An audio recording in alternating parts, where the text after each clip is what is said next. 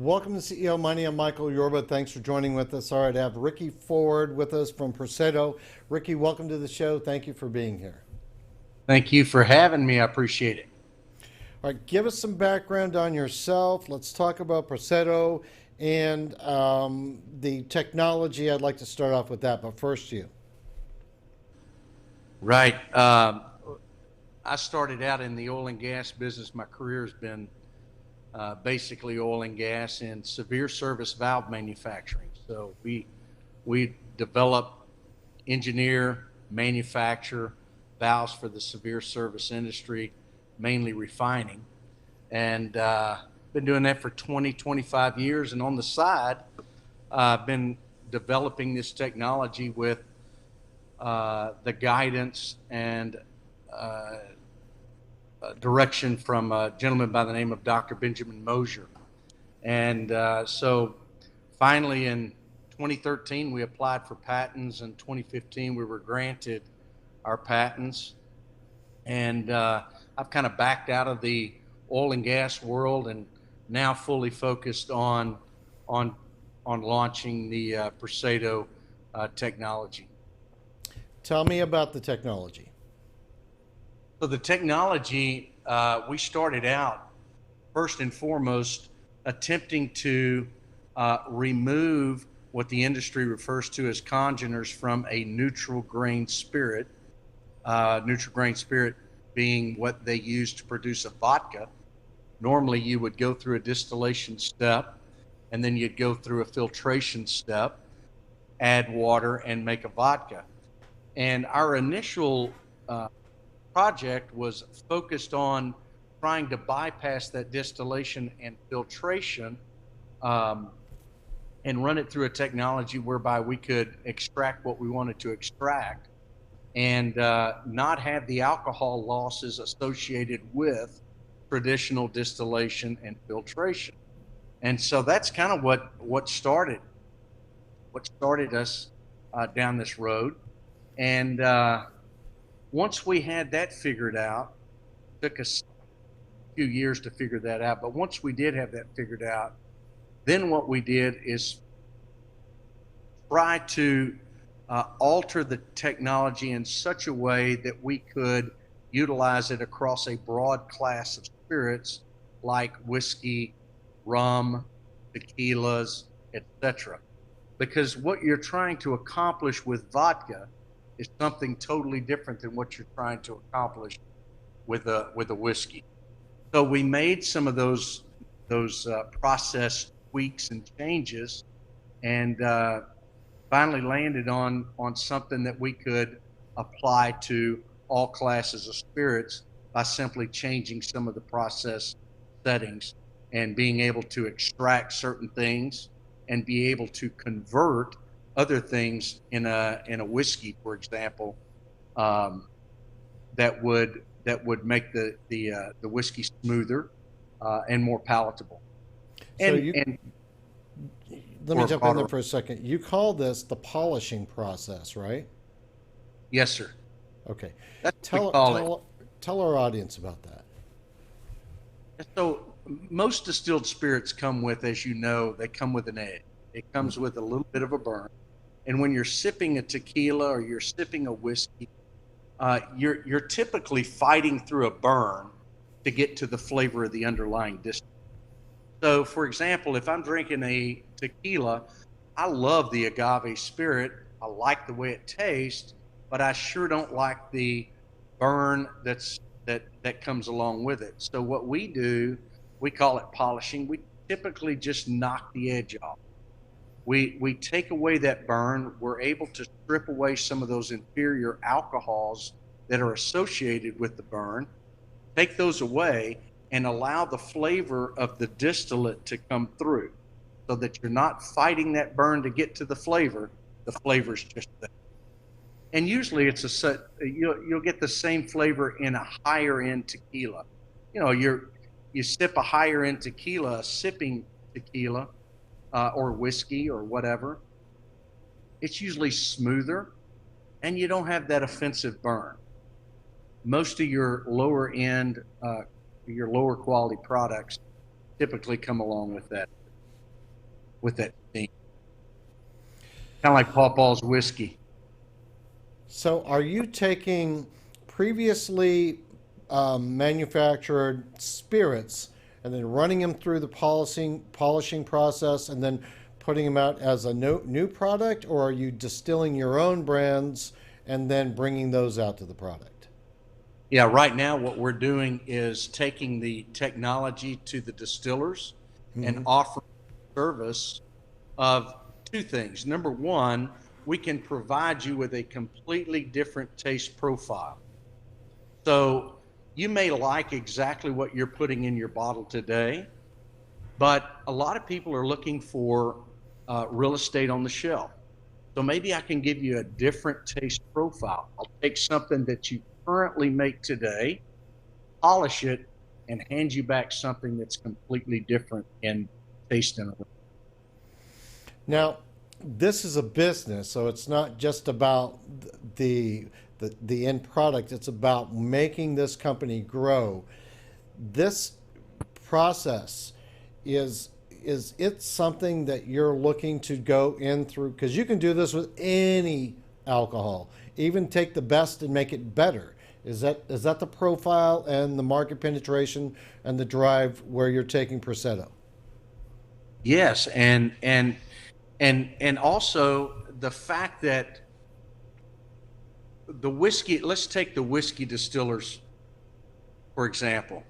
The whiskey producers are forced to utilize barreling, and they put that on the shelf, and they hope that in 3 or 4 or 5 years, they can reach in there and grab a spirit and it will match the quality and profile that they're looking for. That's not always the case. Sometimes they have to put it back in the barrel and put it back on the shelf and say, it's a little bit rough for me to take out right now. I'm going to leave it in there for a little longer. The longer they leave it on the shelf, the more angel share they lose. The longer they leave it on the shelf, there's associated opportunity cost. It's expensive.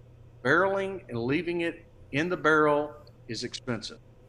So if I can help them get it out of the barrel a little quicker, knock the edge off, and meet the quality standard that they're looking for, then I can save those producers that extended barrel time and the associated loss that goes along with it. What is that time reduction you're talking about? There's no quick answer for that. And the reason I say, I'm not dodging your question, the reason I say that is because everyone's a little different. Everyone has a flavor profile they're looking for. One of them is heavy wood. Some may be a lighter influence of wood.